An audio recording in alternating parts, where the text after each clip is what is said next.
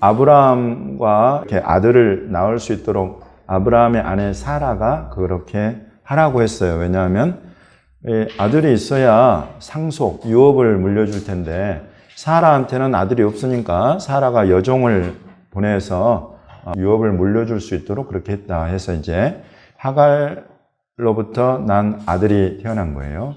자유 있다 하는 이런 자유 있는 여자의 반대말은 종은 자유가 있어요, 없어요? 종은 자유가 없어요. 왜냐하면 주인이 시키는 대로 해야 돼. 자유가 없는 거예요. 자유 없는 여자예요. 종을 다른 말로 표현하면. 그러나 주인은 자유가 있어요. 내가 원하는 거 하고 싶은 거를 하고 또 시킬 수가 있다 말이죠. 그런 사람이 이 자유 있는 여자 사라, 아브라함의 부인이에요. 하갈과 이스마엘을 내쫓으라.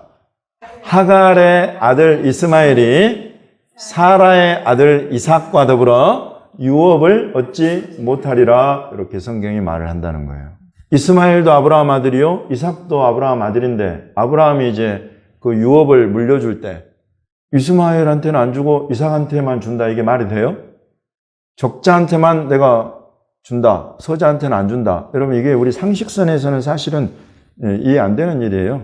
아들들이면 다 귀하고 다 물려줘야지. 이게 우리 일반적인 상식이에요. 그런데 또 실제로 이스마엘도 뭘 받아요. 브두라라는 후츠를 얻어서 거기로부터 또 아들들이 나와요. 아들도 나오고 또 딸도 낳고. 이 아들들한테도 유산을 물려줘야 될 거 아니에요. 나몰라라 할 수 있어요? 아버지가? 그럴 수 없단 말이죠. 실제로 유산을 줘요. 그러니까 유산을 받지 못한 아들은 없어. 그러면 여기에서 말하는 이 유업은 뭐겠어요?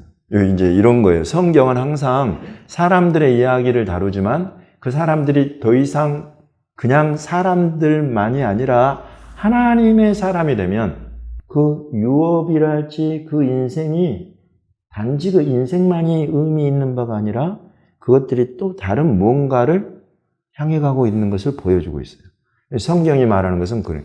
성경이 무엇을 말하느냐, 이렇게 사도 바울이 이걸 이야기를 할 때는 이 우리의 성경에 우리 조상들의 이야기를 쓴 그것이 단순히 조상들의 어떤 그냥 누가 누구를 낳고 뭐 유산을 누구한테 나눠주고 이런 정도의 차원이 아니라 그것들을 통해서 하나님께서 무언가 가르치고 보여주고 나타내고 알려주실 것이 있다 하는 것입니다.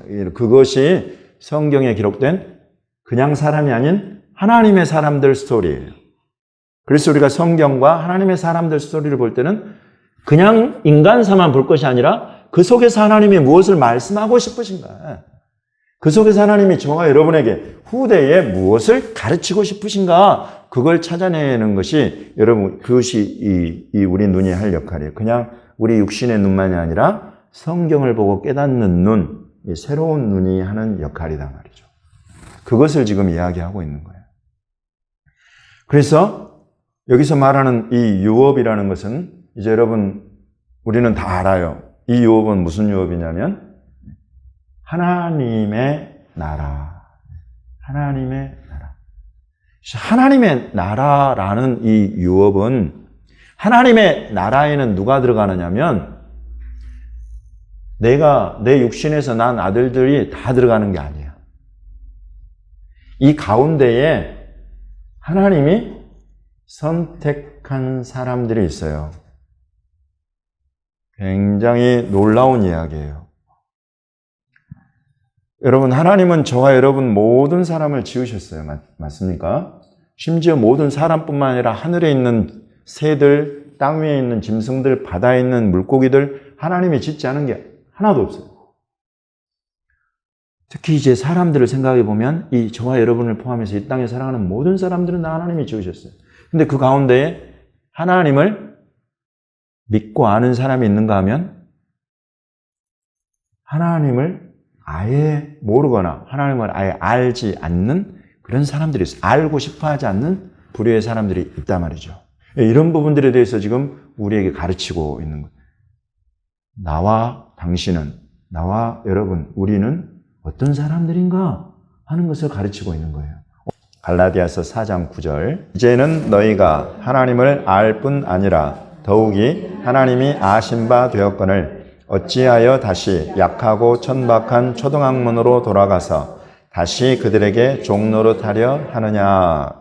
지금 사도 바울이 갈라디아 교회, 갈라디아라는 곳에 있는 교회의 성도들에게 편지를 쓰는 것입니다. 그러면서 이제 너희가 하나님을 아는 사람들이 되었다. 저와 여러분들처럼 이제 하나님의 계심과 그 하나님이 우리의 창조주이신 것을 아는 사람들이 되었다.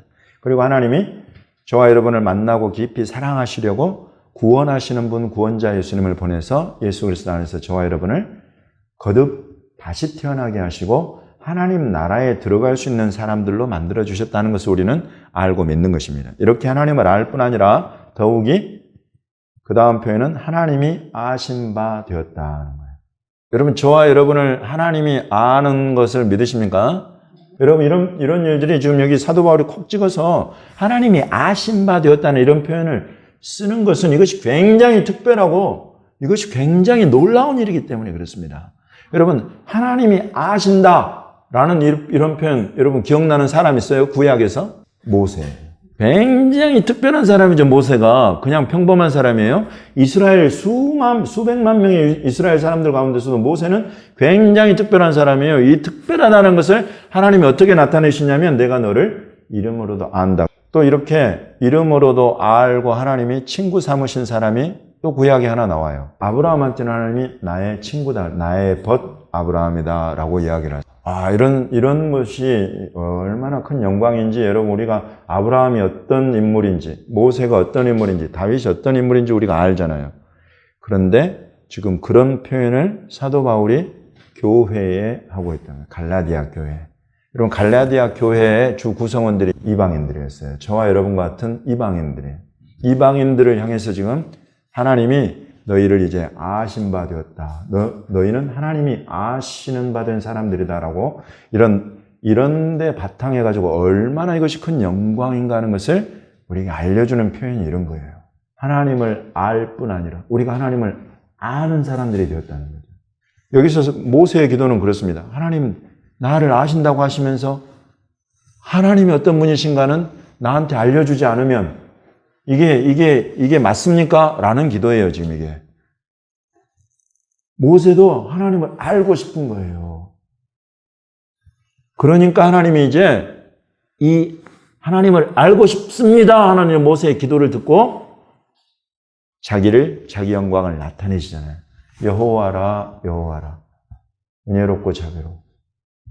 이런 하나님 계시를 그때 더 열어주시는 거예요. 이렇게 우리가 하나님을 아는 건데, 하나님을 알고 또 하나님이 아신 바 된다는 것은 이와 같이 굉장히 하나님과의 그런 친밀함 안으로 들어가는 놀라운 특권이요, 영광이다 하는 것을 지금 사도 바울의 이 갈라디아 교회에 쓴 이 표현을 통해서 교회가 예수님을 믿는 믿음 안에서 얼마나 하나님 앞에 존귀한 자들이 되는가 하는 것을 우리에게 말씀하고 있는 것입니다. 저와 여러분 한 분 한 분이 그렇게 아브라함처럼, 모세처럼, 다윗처럼 참으로 하나님이 아시는 바 된 사람들이라는 것. 여러분, 그렇게 저와 여러분을 여기고 살아가시기를 예수님 이름으로 축원합니다. 그 영광을 그 영광대로 취할 줄 알아야 돼요. 내가 얼마나 지금 하나님 앞에 사랑받고 그 영광과 그 특권 가운데로 내가 지금 들어와 있는 사람인가 하는 것을 알아라는 것입니다. 여러분, 이것을 아는 사람은 두 가지를 피하게 되어 있다는 거예요. 이것을 알면 알수록 두 가지를 피하게 되어 있는데, 첫 번째는 율법이요, 두 번째는 육체의 죄. 딱 두 가지를 이야기한다면 율법을 피하게 되고 육체를 피하게 된다는 거예요. 여러분, 육체 그 자체가 더럽거나 불의하거나 막 이런 것은 아니죠. 근데 이제 육체가, 우리 육신이 우리를 죄의 여러 가지 욕심을 막 일으켜가지고 하나님 뜻을 거스르게 하는 그런 죄를 짓게 하는 이런 것들이 다 이 육신에서 나와요. 그래서 이런 것들로부터 우리가 자꾸 떠나가고 멀어지게 하는 이런 것이 어디서 나오냐면 바로 여기서 나오는, 우리가 하나님을 알아가는 것, 또 하나님이 나를 아신다는 것, 사랑하신다는 것, 이걸 알아가면 알아갈수록 우리가 율법에서 멀어지고 죄를 짓는 육체의 정욕으로부터 멀어진다. 이 두 가지를 사도 바울이 계속 교회를 가르치고 있어요. 그럼 제가 짧게 이걸 요약해서 말씀드렸습니다만, 여러분, 우리가 율법을 버려야 된다, 이런 것은 율법은 우리 육신을 가지고 의를 행하려고 하는 것이다라는 거예요. 근데 이것이 자기들이 아무리 보아도 이 율법의 기능은 우리가 죄인인 것을 깨닫게 하는 것이지, 이 율법을 다 지켜가지고 하나님 앞에 의롭다고 자랑할 수 있는 인간이 보니까 하나도 없다는 것을 보여주고 있단 말이죠. 그러니 그것을 그렇게 깨우치게 하시고 그 모든 죄를 대신 담당하신 예수 그리스도 우리 주님의 그 십자가와 그 죄 사함에 예수님이 십자가에서 뿌리신 그 보혈을 헛되이 하지 말아라요. 이것과 대비해서 율법이 등장하면서 우리가 율법에서 멀어져야 된다는 것을 사도 바울이 이야기하고 있는 것입니다. 곧 그 이야기는 십자가를 가까이 하라는 것입니다. 예수 그리스도의 그 십자가로 주신 하나님의 전적인 그 은혜를, 그 사랑을 더 가까이 하고 친밀하고 고마워하고 감사 여기면서 예수 그리스도의 이 십자가를 붙들어라 하는 거예요. 이 율법을 떠나라는 것은. 두 번째로 우리 육체의 욕심, 육체의 정욕을 피하라는 것은, 이런 죄는 이 죄 때문에 예수님 오셔서 십자가를 당하셨으니 이 죄 사함을 믿는 자는 이제 이 죄 가운데 더 살거나 내가 죄를 더 많이 지어야 예수님께 더 많은 은혜를 받겠다는 이런 자기를 속이는 거짓말, 그런 거 속아 넘어가지 말고 예수 그리스도 안에서 너의 육신의 정욕을 이기게 하고 피하게 하시는 그런 길이 열렸으니 그 길 따라 사는 삶을 계속 추구하라 하는 말씀인 것입니다. 참으로 그렇습니다. 이 일을 도와주기 위해서, 이 일을 우리가 이루어내기 위해서 하나님이 또 다른 보혜사를 우리에게 주셨다는 거예요. 성령을 주셨다는 거예요. 하나님의 영, 성령이 내게 오시면 내가 이와 같이 진리의 말씀을 바르게 분별해서 율법을 떠나고 예수 그리스도의 십자가를 붙들게 하고 육체의 정욕을 자꾸 피하고 하나님의 성령이 내 삶 가운데 불러서 시키시는 그와 같은 일에 내 시간과 에너지와 열정을 다 쏟는 그와 같은 삶으로 새롭게 움직여간다. 이것을 사도 바울이 보여주고 있어요. 이것을 표현해내는 놀라운 표현들이 두 가지가 나오는데 그 첫 번째 표현은 뭐냐면 갈라디아서 4장 19절. 나의 자녀들아 너희 속에 그리스도의 형상을 이루기까지 다시 너희를 위하여 해산하는 수고를 하노니. 사도 바울이 갈라디아 교회한테 그럽니다. 내 자녀들아, 여기서 자녀들은 다 크고 성숙한 그런 어른들 말하는 게 아니라 어린이들 말하는 거예요. 이게 영적으로나 육적으로나 어린아이들을 말하는 거예요. 갈라디아 교회가 그렇게 지금 어려서 자칫하면 율법으로 흘러가려고 해요. 할례받으라고 하니까 다 할례받아야 되는 줄 알고 그냥 싹 몰려가서 할례받으려고 하고 이런 율법에 그냥 막 헷갈리는 이런 중에 있는 어린 모습들.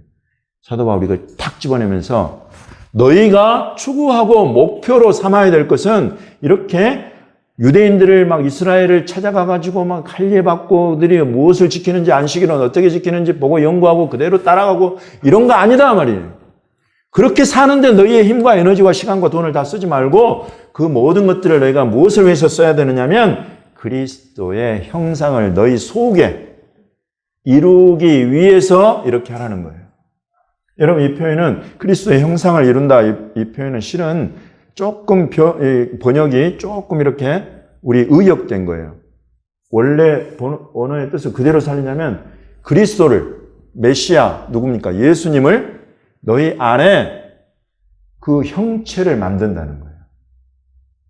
그 형상을, 그 모양을, 그 형체를 너희 안에 만들어낸다는 거예요.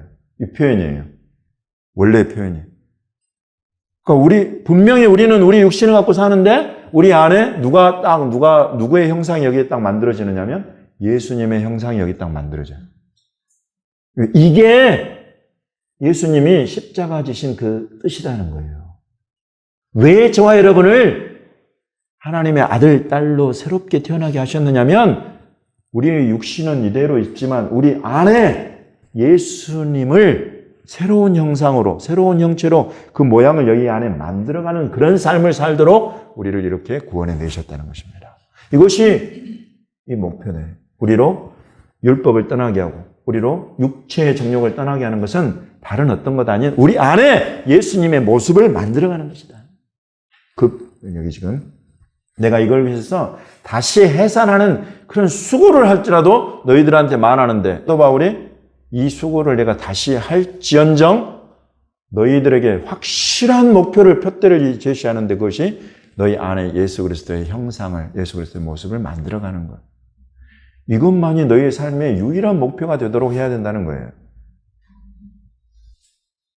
6장 15절 같이 읽어보겠습니다. 할례나 무할례가 아무것도 아니로되 오직 새로 지으심을 받는 것만이 중요하니라.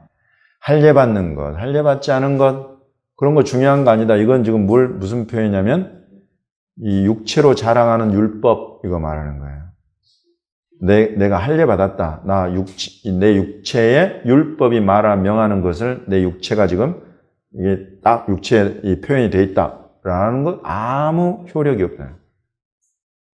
아무리 그래봐야 우리 속 사람이 변하느냐? 그러면 그렇지 않다 말이죠. 우리 속에 이 인간 속 사람이라는 게 있어요. 겉 사람이 있고 속 사람이 있는데, 이 속 사람을 예수 그리스도의 형상으로, 예수 그리스도의 모습으로 새로 지으심을 받는 것, 이것만이 중요하다는 거예요. 여러분, 이렇게 하실 수 있는 분이 우리 하나님이신 것을 믿으시기 바랍니다. 저와 여러분 안에 오늘 비록 불만족스러운 여러 가지 모습이 있어도 하나님은 분명히 내 안에 이 예수님의 모습을 만들어가고 계신다. 이것이 우리 믿음이에요. 이것이 새 창조라는 거예요. 새 피조물 된다는 거예요. 새로 지으심을 받는다는 거예요. 이런 놀라운 새 창조일이 예수님을 믿고 따르는 저와 여러분 한 사람 한 사람의 삶 속에, 여러분 그것이 60년이 될지 80년이 될지 아무도 몰라요. 그러나 우리가 살아가는 1년 1년 매 순간이 이렇게 예수님 안에서 새로운 피조물로, 새로운 창조의 일이 내 심령 속에 일어나고 있다. 이것을 믿고 돌아가는 여러분이 되시기를 예수님의 이름으로 축원합니다. 확실합니다. 이 일의 처음 시작이 예수 그리스도를 믿고 영접하는 것으로부터 시작이 되었고, 예수님을 내 안에 모셔드리는 순간부터 예수님은 내 안에서 이런 놀라운 새로운 창조일을 이루셔서, 겉사람은 수많은 이 땅에 살아가는 사람들과 똑같지만 나는 어느 틈엔가 하나님이 아시는 하나님의 사람이 되어서 나를 통해서 하나님은 하나님의 일을 이루실 수 있다. 오직 하나님은 나와 여러분과 같은 사람들을 통해서 하나님 나라에 지금 이 땅 가운데 일어나야 될 하나님 나라의 모든 일들을 다 저와 여러분을 통해서 이루어 가신다는 거예요. 먼저는 우리 안에서 이루어지고, 우리 안에서 이루어진 저와 여러분을 통해서 하나님은 하나님 나라에 이루고 하신 모든 일들을 이 땅 가운데서 이루고 계신다. 그 놀라운 삶을, 그 놀라운 부르심 가운데로 저와 여러분이 지금 들어와 살고 있고, 이것이 오늘도 내일도 우리가 살아가는, 이 땅에 살아가는 모든 순간 속에서 하나님은 이 놀라운 새 창조의 일을, 하나님 나라의 일을 내 안에서 저와 여러분을 통해서 이루어 가실 줄 믿습니다.